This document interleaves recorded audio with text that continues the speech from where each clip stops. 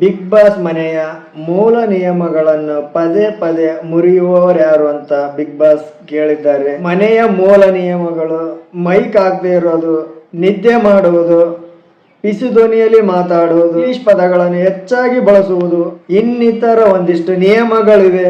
ಮನೆಯಲ್ಲಿರುವ ಅಷ್ಟು ಮಂದಿಯಲ್ಲಿ ಯಾರು ಆ ಮನೆಯ ಮೂಲ ನಿಯಮವನ್ನು ಪದೇ ಪದೇ ಮುರಿತಾರಂತೇಳಿ ಸೂಕ್ತ ಕಾರಣಗಳೊಂದಿಗೆ ಅಭಿಪ್ರಾಯ ತಿಳಿಸ್ಬೇಕು. ಆಗ ಬಿಗ್ ಬಾಸ್ ಅವರು ಕೆಲವೊಂದಿಷ್ಟು ಶಿಕ್ಷೆಗಳನ್ನು ಕೊಡ್ತಾರೆ.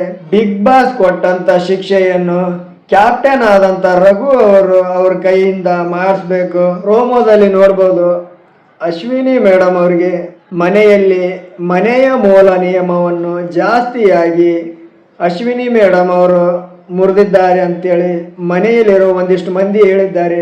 ಆಗ ಬಿಗ್ ಬಾಸ್ ಅವರು ಅಶ್ವಿನಿ ಅವರಿಗೆ ಶಿಕ್ಷೆಯಾಗಿ ಮನೆಯಲ್ಲಿರುವಂಥ ಪ್ರತಿಯೊಬ್ಬರ ಬಳಿ ಹೋಗಿ ನೀವು ಬಸ್ಕಿ ಹೊಡೆದು ಇನ್ನು ಮುಂದೆ ನಾನು ಮನೆಯ ಮೂಲ ನಿಯಮವನ್ನು ಮುರಿಯುವುದಿಲ್ಲ ಅಂತ ಹೇಳಿ ಕೇಳಿಕೊಳ್ಬೇಕು ಅಂತ ಬಿಗ್ ಬಾಸ್ ಆದೇಶ ಮಾಡ್ತಾರೆ. ಆಗ ಎಲ್ಲರ ಹತ್ರ ಹೋಗಿ ಅಶ್ವಿನಿ ಮೇಡಮ್ ಅವರು ಬಸ್ಕಿ ಹೊಡೆಯುತ್ತಾ ಇನ್ನು ಮುಂದೆ ಈ ಮನೆಯ ಮೂಲ ನಿಯಮವನ್ನು ನಾನು ಮುರಿಯುವುದಿಲ್ಲ ಅಂತ ಹೇಳ್ತಾರೆ. ಆಗ ಗಿಲ್ಲಿ ಹತ್ರ ಹೋಗ್ತಾರೆ.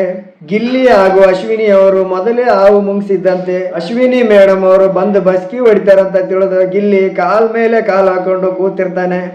ಆಗ ಅಶ್ವಿನಿ ಅವರು ಗಿಲ್ಲಿ ಹತ್ರ ಈ ದಿಮಾಕು ದೌಲತ್ತೆಲ್ಲ ನನ್ನ ಹತ್ರ ಬೇಡ, ಕಾಲು ಕೆಳಗಿಳಿಸು ಅಂತ ಹೇಳ್ತಾರೆ.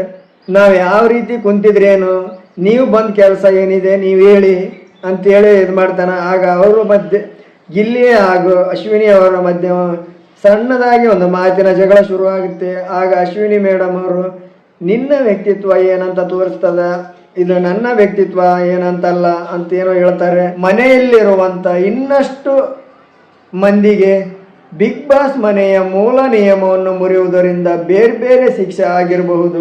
ಆದರೆ ಈ ಪ್ರೋಮೋದಲ್ಲಿ ಅಶ್ವಿನಿ ಮೇಡಮ್ ಮಾತ್ರ ತೋರಿಸಿದ್ದಾರೆ ಬಿಗ್ ಬಾಸ್ ಮನೆಯಲ್ಲಿರುವ ಇನ್ನೂ ಇತರರಿಗೆ ಯಾವೆಲ್ಲ ಶಿಕ್ಷೆಗಳಾಗಿವೆ ಅಂತ.